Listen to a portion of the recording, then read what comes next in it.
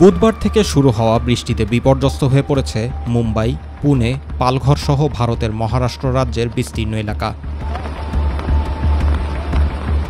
এদিকে টানা বৃষ্টি ও আকস্মিক বন্যার কারণে ভারতের মুম্বাইয়ে জারি করা হয়েছে রেড অ্যালার্ট। এ সতর্কতা জারি করেছে দেশটির আবহাওয়া দপ্তর। এ ঘোষণার পর বাসিন্দাদের ঘরে থাকার নির্দেশ দিয়েছে মুম্বাই পুলিশ। ভারী বৃষ্টি ও ঝড়ো বাতাসে বাতিল করা হয়েছে 20টিরও বেশি ফ্লাইট।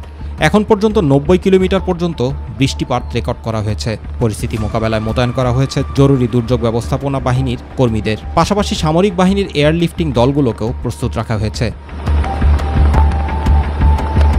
উল্লেখ্য, গত দুদিন ধরেই ব্যাপক বৃষ্টিপাতের কবলে মহারাষ্ট্রের বিভিন্ন স্থান।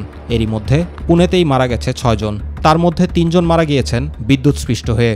সরকারি কর্মকর্তারা জানিয়েছেন, এই ধরনের ঘটনা যাতে আর না ঘটে তার জন্য অনেক এলাকায় বিদ্যুৎ সরবরাহ বন্ধ রাখা হয়েছে।